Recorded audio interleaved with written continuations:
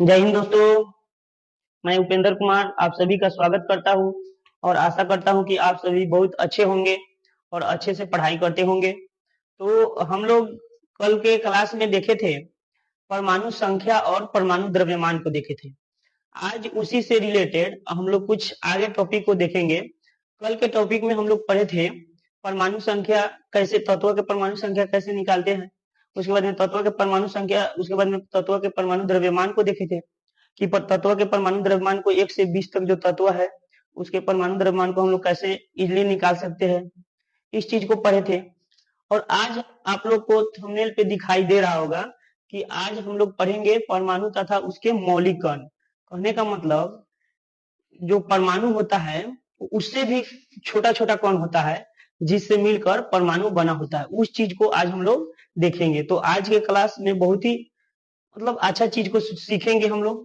तो सब कोई क्लास में बने रहिएगा और ध्यान से देखिएगा। सब कोई एक पेन और एक कॉपी ले लीजिए और बातों को लिखते हुए चलिएगा। तो चलिए सब कोई गौर से ध्यान से देखिएगा।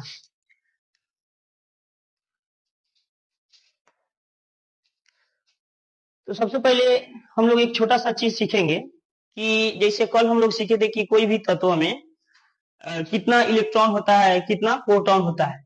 उसके बाद में एक चीज और हम आज सीखेंगे कि कोई भी तत्व को कैसे लिखा जाता है।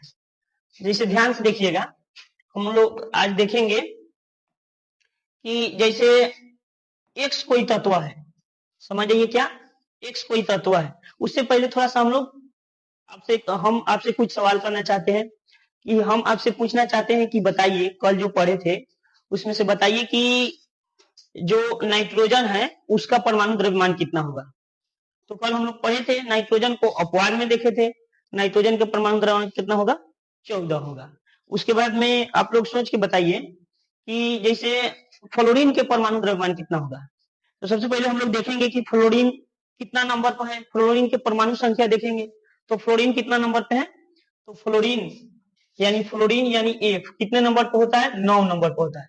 और 9 हमारा क्या है, विषम संख्या है। तो बताइए विषम संख्या के लिए क्या हम नियम बताए थे। तो विषम संख्या के लिए हम नियम बताए थे कि उसका यदि परमाणु द्रव्यमान निकालना हो तो उसके परमाणु संख्या को दुगुना करके उसमें क्या कर देंगे, एक जोड़ देंगे। तो कोई भी कहेगा कि बताइए फ्लोरीन के परमाणु द्रव्यमान कितना होगा, तो क्या कहेंगे, इसके परमाणु संख्या को दुगुना करके उसमें एक जोड़ देंगे। तो कितना होगा, 9 दूना 18, एक कितना हो जाएगा, 19। यानी फ्लोरीन के परमाणु द्रव्यमान कितना हो जाएगा, 19। इस तरह से हम लोग कल सीखे थे। तो चलिए उसी पर आधारित कुछ यहाँ पे देखते हैं कि तत्वों को कैसे लिखा जाता है। जैसे मान लीजिए एक्स कोई तत्व है, क्या है, एक्स कोई तत्व है। तो एक्स कोई तत्व है तो नीचे यहाँ पे जो लिखा जाता है जेड लिखा जाता है। और हम आशा करते हैं कि आप समझ रहे होंगे कि जेड क्या है। कल के क्लास से आपको समझ में आ रहा होगा कि जेड क्या है। तो जेड क्या है, जेड आपका परमाणु संख्या है। अब देखिए ये कोई तत्व है, ये क्या है, कोई तत्व है, और जेड क्या हो जाएगा आपका परमाणु संख्या हो जाएगा। और यहाँ पे लिखा रहेगा ए। अब सर जी ए के मतलब क्या होता है, तो ए के मतलब यहाँ पे होता है परमाणु द्रव्यमान। तो कोई भी तत्व को लिखते हैं तो हम लोग इस तरह से लिखते हैं। जैसे ये आपका क्या हो जाएगा, जो ये एक्स है, ये मान लीजिए ये क्या है, तत्व है, कोई भी तत्व होगा। और ये जेड क्या है हमारा, ये जेड क्या है, परमाणु, ये जेड क्या है, परमाणु संख्या है। क्या है, परमाणु संख्या है। और ये क्या है, ये परमाणु द्रव्यमान। क्या है, परमाणु द्रव्यमान है।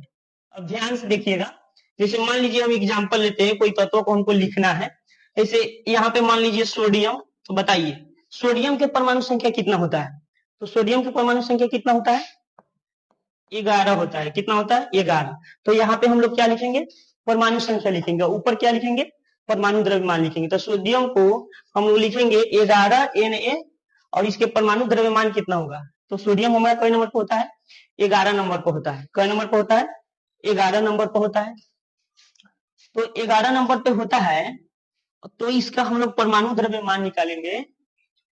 तो हम लोग परमाणु द्रव्यमान निकालेंगे तो इसका परमाणु द्रव्यमान, इसका परमाणु द्रव्यमान कितना होगा, तो 11 है, यानी विषम संख्या है। तो क्या करेंगे, 11 को दुगुना कर देंगे और एक जोड़ देंगे। तो यानी Na को कैसे हम लोग लिखेंगे, नीचे यहाँ पे परमाणु संख्या लिखेंगे 11 और इसके परमाणु द्रव्यमान ऊपर कितना हो जाएगा, 11 दूना 22 है 23 हो जाएगा। तो इस तरह से हम लोग तत्वों को क्या करेंगे, लिखेंगे।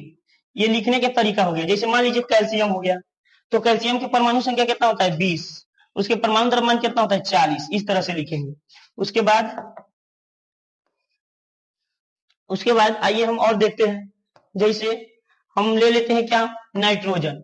तो नाइट्रोजन का परमाणु संख्या कितना होता है 7 होता है, और उसका परमाणु द्रव्यमान कितना होता है 14 होता है। तो इस तरह से लिखेंगे। उसके बाद हम और देख लेते हैं, जैसे ऑक्सीजन देख लीजिए।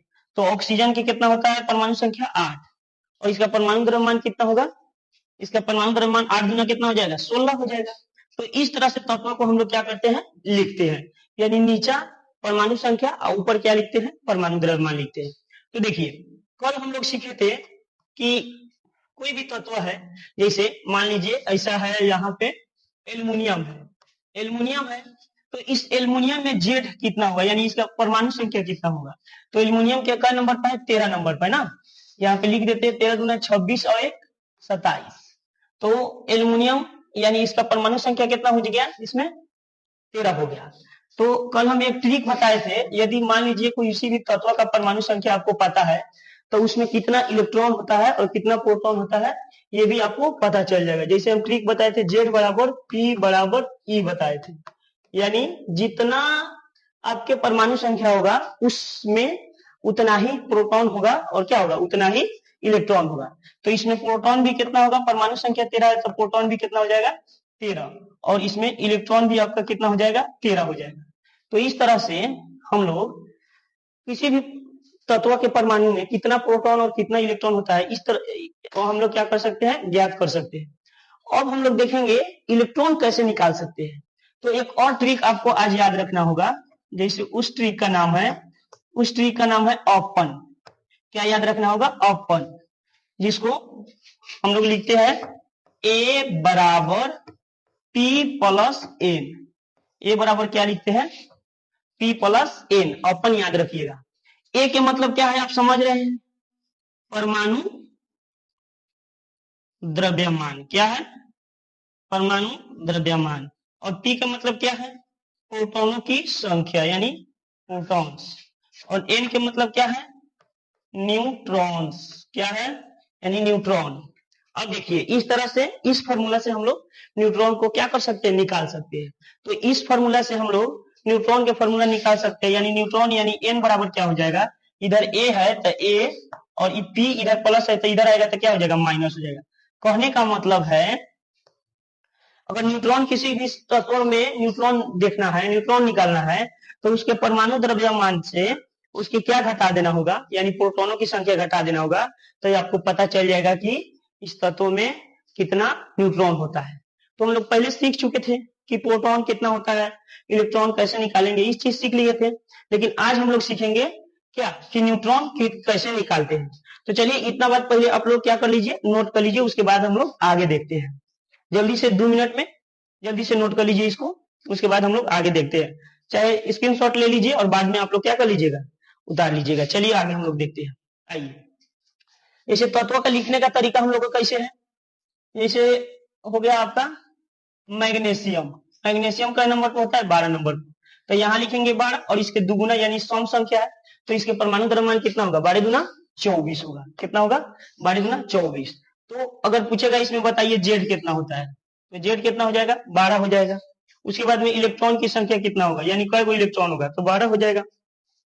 उसके बाद में प्रोटॉन कितना कहेगा, तो क्या कहिएगा, प्रोटॉन भी आपका क्या हो जाएगा, 12 हो जाएगा। अब सवाल आता है सर जी न्यूट्रॉन कैसे निकालेंगे इसमें से। तो न्यूट्रॉन निकालने के लिए क्या करेंगे, ऊपरका में से नीचालका को हटा देंगे, तो क्या हो जाएगा, न्यूट्रॉन निकल जाएगा। तो ऊपर कितना है 24, 24 में से 12 घटेगा, यानी 24 में से 12 घटेगा तो कितना होगा न्यूट्रॉन, तो 12 होगा। तो कहने का मतलब मैग्नीशियम के परमाणु संख्या कितना है, 12 है। उसमें इलेक्ट्रॉन की संख्या कितना है, 12 है। प्रोटॉन की संख्या कितना है, 12 है। और न्यूट्रॉन की संख्या भी कितना है, 12 है। इस तरह से देखिए। अब एल्युमिनियम, एल्युमिनियम का नंबर पर है 13 नंबर पर, इसका परमाणु द्रव्यमान 27। अब देखिए ध्यान से, इसमें कहा जाए जेड बराबर कितना 13, तो जितना जेड होता है उतना ही इलेक्ट्रॉनों की संख्या होता है, और उतना ही क्या होता है, प्रोटॉनों की संख्या होता है ना। अब देखिए न्यूट्रॉन कैसे निकालते हैं। तो न्यूट्रॉन कैसे निकालेंगे? ऊपर वाला में से नीचे वाला को घटा देंगे, यानी 27 माइनस 13 कितना हो जाएगा न्यूट्रॉन की संख्या? न्यूट्रॉन की संख्या हो जाएगा 14। यानी कहने का मतलब एल्युमिनियम में न्यूट्रॉनों की संख्या कितना हो जाएगा? 14 हो जाएगा। उसी तरह से जैसे देखेंगे हम लोग फास्फोरस P 15 और 15 दूना 30 कितना हो जाएगा? 31। तो इसके परमाणु द्रव्यमान पहले परमाणु संख्या कितना हो जाएगा? 15 और प्रोटॉन की संख्या भी इसमें कितना हो जाएगा? 15 और इलेक्ट्रॉन की संख्या इसमें कितना हो जाएगा? तो 15। लेकिन न्यूट्रॉन कितना होगा? तो क्या करेंगे? 31 माइनस 15 कितना हो जाएगा न्यूट्रॉन की संख्या? 16। तो इस तरह से यदि आपको पता है कि तत्व के परमाणु द्रव्यमान कैसे निकालते हैं और उसका परमाणु संख्या पता है, तो तत्वों को हम लोग इस तरह से लिखते हैं, नीचा परमाणु संख्या और ऊपर क्या? परमाणु द्रव्यमान। इस तरह से लिखते हैं। तो इस तरह से लिखते हैं। हम लोग ये भी जानते हैं कि तत्व के जो परमाणु होता है, तत्व के जो परमाणु होता है उसका मतलब जो परमाणु संख्या होता है उतना ही उसमें इलेक्ट्रॉन होता है, उतना ही उसमें क्या होता है? प्रोटॉन होता है। और ये सब तो हम लोग सीख लिए। उसके बाद में हम लोग आज सीखे हैं कि न्यूट्रॉन कैसे निकालेंगे। तो ऊपर वाला में से नीचा वाला यानी परमाणु द्रव्यमान में से परमाणु संख्या को घटा देंगे तो हमारे पास क्या आ जाएगा? न्यूट्रॉन आ जाएगा। क्या आ जाएगा? न्यूट्रॉन आ जाएगा। जैसे हाइड्रोजन के देखिए, हाइड्रोजन हाइड्रोजन की परमाणु संख्या 1 और इसका परमाणु द्रव्यमान भी कितना होता है? 1 होता है। तो चलिए इसका परमाणु संख्या कितना? 1। तो इसमें इलेक्ट्रॉन भी कितना होगा? 1 और प्रोटॉन भी कितना होगा? 1। लेकिन न्यूट्रॉन के बात आए तो 1 माइनस 1 क्या हो जाएगा? न्यूट्रॉन 0। यानी याद रखिएगा इस बात को कि परमाणु ऐसा तत्व है जिसके मतलब हाइड्रोजन ऐसा तत्व है जिसके परमाणु में एक भी न्यूट्रॉन नहीं पाया जाता है। यानी आपसे पूछा जाए कि कौन सा ऐसा तत्व है जिसमें एक भी न्यूट्रॉन नहीं पाया जाता है, तो आपका जवाब क्या रहेगा? आपका जवाब रहेगा हाइड्रोजन। और चूंकि उसको आप निकाल के भी आप उसको बता सकते हैं। तो इस तरह से समझ गए होंगे आप लोग कि हम लोग तत्व में उसके अगर यदि आपको तत्व के परमाणु संख्या पता है तो उसमें कितना इलेक्ट्रॉन होगा, कितना न्यूट्रॉन होगा, कितना प्रोटॉन होगा, इस चीज को आप लोग क्या कर सकते हैं? निकाल सकते हैं। तो इतना आप लोग समझ गए होंगे। तो चलिए अब हम लोग थोड़ा सा स्क्रीनशॉट ले लीजिए, उसके बाद में हम लोग आगे चलते हैं। चलिए देखिए, आइए आगे देखते हैं। अब हम लोग देखेंगे जैसे पिछले क्लास में हम लोग सीखे थे कि परमाणु किसे कहते हैं। तो हम लोग सीखे थे परमाणु के बारे में कि तत्व के वह सूक्ष्मतम कण जो तत्व के वह सूक्ष्मतम कण यानी तत्व के सबसे सूक्ष्मतम कण जो जिसे हम फिर से विभाजन नहीं कर सकते उसे क्या कहते हैं? परमाणु कहते हैं। तो ये पहले वैज्ञानिक के मत था। जैसे डाल्टन ने सिद्धांत दिया था परमाणु सिद्धांत, और उस सिद्धांत में बताए थे कि जो परमाणु होते हैं ना, तत्व के सबसे सूक्ष्मतम कण होता है और उससे छोटा कण उसको और छोटा नहीं किया जा सकता। यानी परमाणु अविभाज्य होता है, अविभाज्य होता है। लेकिन कुछ सालों के बाद बहुत वैज्ञानिक रिसर्च किया और बाद में पता चला कि नहीं, सबसे छोटा कण परमाणु नहीं होता है, परमाणु से भी छोटा कोई कण है जिससे मिलकर परमाणु बना है। तो आज हम लोग सीखेंगे कि परमाणु किन किन कणों से मिलकर बना है और उस कण को खोजा किसने। तो चलिए सब कोई लिखिए, आइए इधर। सबसे पहले हम लोग लिखेंगे परमाणु। परमाणु को हम पहले पढ़ चुके हैं। परमाणु जिसको क्या बोलते हैं हम लोग? एटम। ये चीज पहले हम लोग जान चुके हैं। अब देखिए ध्यान से, सब कोई देखिए। सबसे पहले देखेंगे कि परमाणु के 3 मौलिक कण होते हैं। परमाणु के 3 मौलिक कण होते हैं। परमाणु के कितने मौलिक कण होते हैं? 3। तो परमाणु के 3 मौलिक कण कहने का मतलब परमाणु 3 मौलिक कणों से मिलकर बने होते हैं। यानी परमाणु से भी छोटा कण होता है। तो परमाणु से भी छोटा कण होता है और परमाणु 3 मौलिक कण से मिलकर बने होते हैं और उस मौलिक कण का नाम है इलेक्ट्रॉन, प्रोटॉन और न्यूट्रॉन। तो देखिए परमाणु के 3 मौलिक कण आपसे पूछा जाए तो क्या जवाब दीजिएगा? परमाणु के 3 मौलिक कण है इलेक्ट्रॉन, दूसरा का नंबर में प्रोटॉन, तीसरा का नंबर में क्या जवाब देंगे हम? Neutron,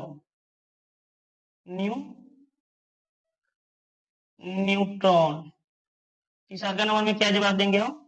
neutron. अब देखिए जो परमाणु के 3 मौलिक कण हैं, आज के बाद से कोई पूछा आपसे कि परमाणु के कितने मौलिक कण होते हैं, यानी परमाणु कितने मौलिक कणों से मिलकर बने होते हैं, तो क्या जवाब हमारा रहेगा?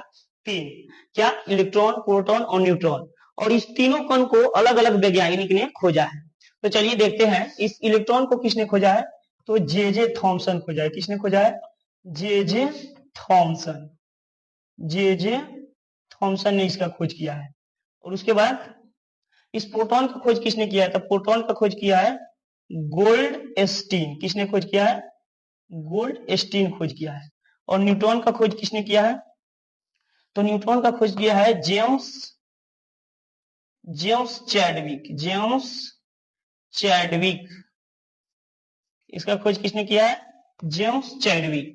अब देखिए ध्यान से, हम लोग इस चीज को जान गए कि परमाणु भी छोटे छोटे कणों से मिलकर बना होता है। इलेक्ट्रॉन, प्रोटॉन और न्यूट्रॉन से मिलकर क्या बने होते हैं? परमाणु बने होते हैं। परमाणु के यही 3 मौलिक कण है। और ये तीनों का खोज कौन किया है? हम लोग जान गए कि इलेक्ट्रॉन का खोज कौन किया है? J Thomson. प्रोटॉन का खोज कौन किया है? गोल्डस्टीन। और न्यूट्रॉन का खोज कौन किया है? तो जेम्स चैडविक। अब थोड़ा सा हम लोग देखते हैं परमाणु के आकार। क्या देखेंगे हम लोग? परमाणु आकार देखेंगे, यानी परमाणु के आकार। परमाणु कैसे होता है? सोच के देखिए आप लोग। जो कण होगा छोटा, हम लोग काटेंगे कोई भी तत्व को, कोई भी एलिमेंट को टुकड़ों में बांटेंगे, बहुत छोटी छोटी टुकड़ों में बांटेंगे, तो कैसा होगा? सोच के देखिए, तो कैसा होगा? गोलीय होगा। यानी आपका परमाणु के आकार कैसा होता है? गोलीय होता है। कैसा होता है? गोलीय होता है। अब देखिए ध्यान से, परमाणु के आकार किस तरह से होता है? गोलीय होता है। अब इस गोलीय होता है तो इसके सेंटर भाग को, जो इसके बीच वाले भाग होता है, इसके बीच वाले भाग को हम लोग क्या कहते हैं? इसके बीच वाले भाग को हम लोग कहते हैं नाभिक। क्या कहते हैं? नाभिक कहते हैं, न्यूक्लियस कहते हैं। और इसके बीच वाले भाग को क्या कहते हैं? नाभिक कहते हैं। और ध्यान से देखिएगा, ये जो आपको दिख रहा है, ये सब जो दिख रहा है, ये सब को हम लोग कहते हैं कक्ष। क्या कहते हैं? कक्ष कहते हैं। क्या कहते हैं? कक्ष कहते हैं। यानी इसी को बोलते हैं, इंग्लिश में क्या बोलते हैं? ऑर्बिट। क्या बोलते हैं? ऑर्बिट। ध्यान से देखिएगा सब कोई। अब देखिए इसको, जो ये जो दिखाई दे रहा है वृत्ताकार पथ, इसको क्या बोलते हैं हम लोग? कक्ष बोलते हैं। इसको परमाणु के सबसे मध्य भाग होता है, बीच वाले सेंटर को क्या बोलते हैं हम लोग? नाभिक बोलते हैं। तो सवाल ये खड़ा होगा कि सर, इस जो हम लोग परमाणु के 3 मौलिक कण देखे हैं, इलेक्ट्रॉन, प्रोटॉन और न्यूट्रॉन, ये परमाणु में इसका स्थिति कहाँ होता है, यानी ये कहाँ पाया जाता है? तो ध्यान से देखिएगा, जो ये नाभिक होता है, नाभिक में आपका प्रोटॉन और क्या पाया जाता है? न्यूट्रॉन। और ये जो नाभिक के चारों ओर वृत्ताकार कक्ष दिख रहे हैं, वृत्ताकार पथ दिख रहे हैं, इसी पथ में क्या होता है? इलेक्ट्रॉन क्या करते रहता है? घूमते रहता है। लेकिन आपका जो प्रोटॉन और न्यूट्रॉन है, वो नाभिक में क्या रहता है? स्थिर रहता है। जैसे ऐसे देखिए ध्यान से, जैसे मान लीजिए ये नाभिक हो गया, इसी में रहता है प्रोटॉन और न्यूट्रॉन। क्या रहता है? प्रोटॉन और न्यूट्रॉन। और ये परमाणु का क्या हो गया? कक्ष हो गया। ये सब क्या हो गया? परमाणु के कक्ष हो गया। ये सब परमाणु के कक्ष हो गया। ध्यान से देखिएगा, ये क्या हो गया? ये सब कक्ष हो गया, ऑर्बिट हो गया। ऑर्बिट हो गया। तो ये, इसको हम लोग बोलेंगे। और इसी में इलेक्ट्रॉन क्या करता है? चक्कर लगाता है। इसी में इलेक्ट्रॉन क्या करता है? चक्कर लगाता है। तो हमको ये पता चल गया, जो परमाणु होता है, उस परमाणु में प्रोटॉन, इलेक्ट्रॉन और न्यूट्रॉन की स्थिति कहाँ होता है। तो प्रोटॉन और न्यूट्रॉन कहाँ पे होता है? परमाणु के नाभिक में। आपसे पूछ सकता है कोई कि परमाणु में प्रोटॉन और न्यूट्रॉन के मतलब कहाँ पाया जाता है, तो क्या कहेंगे हम लोग? प्रोटॉन और न्यूट्रॉन नाभिक में स्थिर रहता है, और इलेक्ट्रॉन उसके कक्ष में क्या करते रहता है? चक्कर लगाते रहता है। अब देखिए, प्रोटॉन और न्यूट्रॉन क्या करते रहता है? चक्कर लगाते रहता है। अब हम लोग जो ये जो कक्ष दिख रहा है, कक्ष, ये कक्ष कहेंगे किसे, यानी ऑर्बिट किसे कहेंगे? तो कहेंगे कि नाभिक के चारों ओर, नाभिक के चारों ओर वृत्ताकार पथ को, नाभिक के चारों ओर जहां इलेक्ट्रॉन चक्कर लगाता है, नाभिक के चारों ओर जहां इलेक्ट्रॉन चक्कर लगाता है, उसी को हम लोग क्या कहते हैं? उसी को हम लोग कक्ष कहते हैं, यानी ऑर्बिट कहते हैं। अब आइए ध्यान से देखिए इधर। अब सवाल ये आपके मन में चल रहा होगा कि सर, ये जो कक्ष है, ये जो ऑर्बिट है, ये सभी ऑर्बिट में सेम यानी समान इलेक्ट्रॉन चक्कर लगाता है? तो नहीं। इस जो प्रथम कक्ष है, इसको बोलेंगे प्रथम कक्ष, इसको बोलेंगे द्वितीय कक्ष, और इसको बोलेंगे तृतीय कक्ष। तो प्रथम कक्ष के क्षमता होता है, द्वितीय कक्ष के भी क्षमता होता है, तृतीय कक्ष के भी क्षमता होता है। कि प्रथम कक्ष की क्षमता होता है कि मतलब वो कितना इलेक्ट्रॉन रख सकता है अपने अंदर, और दूसरा कक्ष कितना इलेक्ट्रॉन, दूसरे कक्ष में कितना इलेक्ट्रॉन चक्कर लगा सकते हैं ज्यादा से ज्यादा, और तीसरा कक्ष में कितना इलेक्ट्रॉन ज्यादा से ज्यादा चक्कर लगा सकते हैं, यानी कितना इलेक्ट्रॉन पाया जाता है, प्रथम कक्ष में कितना इलेक्ट्रॉन रह सकता है, दूसरे कक्ष में कितना इलेक्ट्रॉन रह सकता है, और तीसरे कक्ष में कितना इलेक्ट्रॉन रह सकता है।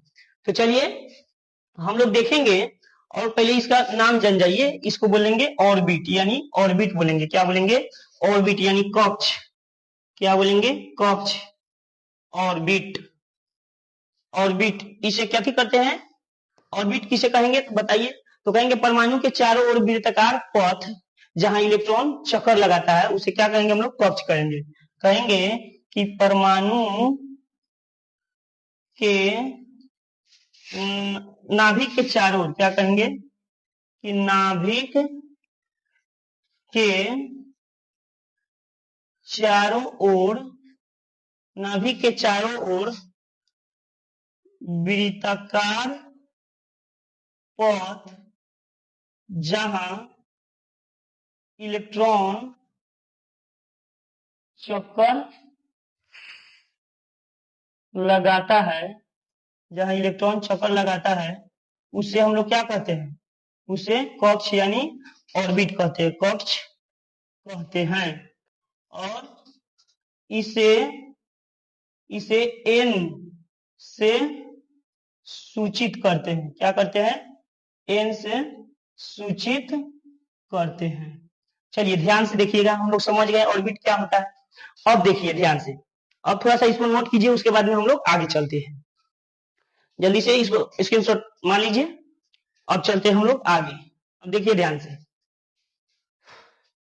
अब जो ये आपका ये क्या हो गया, नाभिक हो गया, जिसमें क्या रहेगा, प्रोटॉन और न्यूट्रॉन रहेगा, क्या रहेगा, प्रोटॉन प्लस न्यूट्रॉन रहेगा नाभिक में, और इसके चारों ओर इलेक्ट्रॉन कथी करेगा, चक्कर लगाएगा, इसके चारों ओर इलेक्ट्रॉन चक्कर लगाता है। तो ये क्या हो गया, इसको बोलेंगे N1, N1 का मतलब हो गया प्रथम कक्ष, इसको बोलेंगे N2 मतलब द्वितीय कक्ष, इसको बोलेंगे N3 मतलब तृतीय कक्ष, इसको बोलेंगे N4 यानी चतुर्थ कक्ष।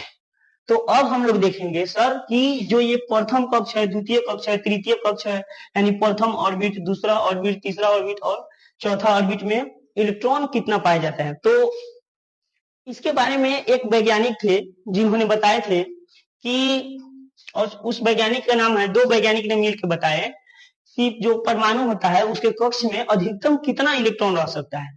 तो दो वैज्ञानिक थे, आइए हम लोग देखते हैं, लिखते हैं, जिनका नाम था बोर ब्यूरी। बोर ब्यूरी के अनुसार, बोर ब्यूरी के अनुसार, बोर ब्यूरी के अनुसार, बोर ब्यूरी के अनुसार कक्ष में बोर ब्यूरी के अनुसार परमाणु के कक्ष में यानी ऑर्बिट में अधिकतम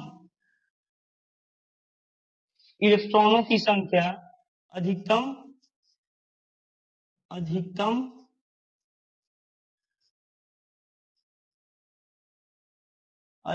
इलेक्ट्रॉनों की संख्या, अधिकतम इलेक्ट्रॉनों की संख्या 2n² होता है। कितना होता है, 2n² होता है। उससे पहले हम लोग जानेंगे कि जो ये कक्ष होता है, कक्ष इसको कथी से सूचित करते हैं, n से। अब इसी कक्ष को यानी इसी कक्ष को हम लोग कथी नाम देते हैं, सेल। क्या नाम देते हैं, सेल नाम देते हैं। इसी कक्ष को हम लोग क्या कहते हैं, सेल कहते हैं। इसी कक्ष को हम लोग क्या कहते हैं, सेल कहते हैं। अब देखिएगा ध्यान से, जैसे ये सभी के अलग अलग नाम है, इसको ऐसा तो बोलेंगे प्रथम कक्ष, द्वितीय कक्ष, तीसरा कक्ष और चौथा कक्ष, यानी प्रथम ऑर्बिट, दूसरा ऑर्बिट, तीसरा ऑर्बिट और चौथा ऑर्बिट। लेकिन इसी कक्ष को हम लोग क्या कहते हैं, सेल कहते हैं। कथी कहते हैं, इसी कक्ष को सेल कहते हैं। कथी कहते हैं, सेल कहते हैं। अब ध्यान से देखिएगा, ये प्रथम कक्ष है, प्रथम कक्ष जिसको हम लोग क्या कहेंगे, N1। इसका नाम क्या है, के सेल। इसको क्या बोलेंगे, के सेल।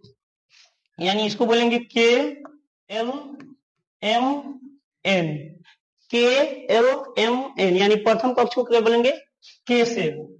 प्रथम कक्ष को क्या बोलेंगे हम लोग, के सेल, यानी प्रथम कक्ष, प्रथम कक्ष को क्या बोलेंगे, के सेल। और द्वितीय कक्ष को क्या बोलेंगे, द्वितीय कक्ष जिसको बोलेंगे हम लोग एन टू, इसको क्या बोलेंगे, के के बाद में क्या आता है, एल सेल, क्या बोलेंगे इसको हम लोग, एल सेल बोलेंगे। उसके बाद में तृतीय कक्ष, तृतीय कक्ष जिसको क्या बोलते हैं एन थ्री, और एन थ्री को क्या बोलेंगे हम लोग, के एल एम सेल, क्या बोलेंगे इसको, एम सेल। उसके बाद में चतुर्थ, चतुर्थ कक्ष जिसको एन फोर बोलेंगे, और इसको क्या बोलते हैं हम लोग, के एल एम एन सेल बोलेंगे, क्या बोलेंगे, एन सेल बोलेंगे। तो हम कक्ष को क्या कहते हैं, सेल भी कहते हैं। प्रथम कक्ष को के सेल, द्वितीय कक्ष को एल सेल, तृतीय कक्ष को एम सेल, और चतुर्थ कक्ष को क्या बोलते हैं, एन सेल बोलते हैं। तो चलिए अब हम लोग देखेंगे बोर ब्यूरी के अनुसार कि जो प्रथम के सेल है यानी प्रथम कक्ष है, उसमें अधिकतम कितना इलेक्ट्रॉन रह सकता है। अब देखिए ध्यान से, सबसे पहले यहाँ पे हम लोग लिखेंगे कक्ष, क्या लिखेंगे, कक्ष लिखेंगे, और यहाँ पे लिखेंगे हम लोग सेल, क्या लिखेंगे, सेल, और यहाँ पे लिखेंगे अधिकतम इलेक्ट्रॉन्स, क्या लिखेंगे, अधिकतम इलेक्ट्रॉन्स। ध्यान से देखिएगा इस बात को, आपको आज के बाद पता चल जाएगा कि जो परमाणु के कक्ष होता है किसमें कितना इलेक्ट्रॉन हो सकता है। तो देखिए ये फॉर्मूला है हमारा कि अधिकतम कितना हो सकता है, तो 2n² होता है। n यहाँ पे क्या है, कक्ष है, क्या है, कक्ष है। तो प्रथम कक्ष, प्रथम कक्ष, प्रथम कक्ष यानी हम इसको लिख सकते हैं n1, n1 के मतलब क्या हो गया, प्रथम कक्ष। प्रथम कक्ष को ही हम लोग क्या बोलते हैं, के सेल बोलते हैं, क्या बोलते हैं, के सेल बोलते हैं। और के सेल में यानी प्रथम कक्ष में अधिकतम कितना इलेक्ट्रॉन हो सकता है, तो हमारा फॉर्मूला क्या होता है, 2n²। और आओ देखते हैं, 2 के 2 इंटू n के मान क्या है, 1 है, तो 1 के स्क्वायर, तो क्या हो जाएगा बताओ, 2 हो जाएगा। यानी अधिकतम, कहने का मतलब हुआ कि जो प्रथम कक्ष है यानी प्रथम ऑर्बिट है, के सेल है, उस के सेल में अधिकतम कितना इलेक्ट्रॉन रह सकता है, तो उसमें अधिकतम 2 इलेक्ट्रॉन रह सकते हैं। एक रह सकता है लेकिन अधिक से अधिक 2 इलेक्ट्रॉन रह सकता है, 2 से ज्यादा प्रथम कक्ष में इलेक्ट्रॉन नहीं पाया जाता है। उसके बाद में देखेंगे n2, n बराबर 2, यानी क्या हो गया, दूसरा कक्ष। दूसरा कक्ष को हम लोग क्या बोलते हैं, के एल सेल बोलते हैं, क्या बोलते हैं, एल सेल। अब देखेंगे हम लोग एल सेल में अधिकतम कितने इलेक्ट्रॉन पाए जाते हैं, तो 2n² फॉर्मूला होता है हमारा। अब देखिए 2 इंटू n के मान क्या है, 2 और स्क्वायर, तो कितना होगा, 2 के स्क्वायर 4, और गुने 2 करेंगे तो कितना हो जाएगा, अधिकतम इलेक्ट्रॉनों की संख्या इसमें 8। तो कहने का मतलब है पहिलका में कितना अधिकतम, अधिक से अधिक इलेक्ट्रॉन पाया जाता है 2, दूसरका में कितना 8, और तीसरका में देखिए n3 बराबर देखिए, यानी इसको बोलते हैं एम सेल, क्या बोलते हैं, एम सेल। इसमें इसका फॉर्मूला होता है 2n², इसका फॉर्मूला क्या होता है, 2n², इसका फॉर्मूला होता है 2n², तो 2 इंटू क्या होता है, n बराबर कितना है 3, तो 3 के स्क्वायर, तो 3 के स्क्वायर क्या होता है 9, 9 दूनी 18, यानी तीसरा कक्ष में अधिकतम कितना इलेक्ट्रॉन हो सकता है, तो अधिकतम 18 इलेक्ट्रॉन हो सकता है। अब चतुर्थ कक्ष में देखेंगे, चौथा कक्ष में, यानी इसको क्या बोलते हैं, एन सेल, क्या बोलते हैं, एन सेल बोलते हैं। और यहाँ पे इलेक्ट्रॉन की संख्या अधिकतम कितना होगा चतुर्थ कक्ष में, तो 2 गुने 4 के स्क्वायर, यानी 16 दूनी कितना हो जाएगा, 32। तो कहने का मतलब है इस तरह से हम लोग देख सकते हैं जो भी कक्ष होता है, जो भी ऑर्बिट होता है, कि किस ऑर्बिट में अधिक से अधिक कितना इलेक्ट्रॉन हो सकता है। तो चलिए इतना आज की क्लास में इतना ही रहने देते हैं, और जो आगे है वो हम लोग आगे की क्लास में देखेंगे। तो सबसे पहले जो इतना हम लोग पढ़े हैं, समझे हैं, इसको बढ़िया से अच्छा से याद कर लीजिएगा, और कमेंट करके बताइएगा कि आपको क्लास कैसा लगा। और तो देखिए अब इतना हम लोग समझ गए, तो आप लोग तो सब समझ गए होंगे कि जो परमाणु होता है उसका संरचना, यानी परमाणु के आकार गोलीय होता है, उसमें कक्ष होता है जहाँ पे इलेक्ट्रॉन चक्कर लगाता है, और नाभिक में प्रोटॉन और न्यूट्रॉन पाया जाता है। और हम लोग ये भी सीख लिए कि जो परमाणु के कक्ष होता है तो प्रथम कक्ष, दूसरा कक्ष, तीसरा कक्ष, यानी उस कक्ष में अधिकतम कितना इलेक्ट्रॉन चक्कर लगा सकता है, ये सब हम लोग आपके सामने देख लिए। उस कक्ष को हम लोग सेल बोलते हैं। प्रथम कक्ष को के सेल, दूसरा कक्ष को एल सेल, तीसरा को एम सेल और चौथा को एन सेल बोलते हैं। वैसे पांचवा को क्या बोलेंगे, ओ सेल बोलेंगे। इस तरह से, और बोर-ब्यूरी के अनुसार परमाणु के कक्ष में जो अधिकतम इलेक्ट्रॉनों की संख्या होता है, याद कर लीजिएगा, इसको क्या होता है, 2n² होता है। और इस हिसाब से इस फॉर्मूला को याद रखिएगा। तो कोई भी पूछेगा कि दूसरा कक्ष में अधिकतम कितना इलेक्ट्रॉन हो सकता है, तीसरा में कितना हो सकता है, तो आप लोग क्या इसको बता लेंगे। तो चलिए हम लोग आज इतना रहने देते हैं। और एक जरूरी सूचना, एक जरूरी बात की जैसे ये वीडियो आप लोग का अपलोड हो जाएगा 6 बजे PM यानी शाम को, और इसका जो लिंक होगा आपके डिस्क्रिप्शन में होगा, और PDF का जो लिंक होगा वो आपके नीचे डिस्क्रिप्शन में दिया रहेगा, और वहां से आप लोग PDF देख सकते हैं। तो चलिए, जय हिंद।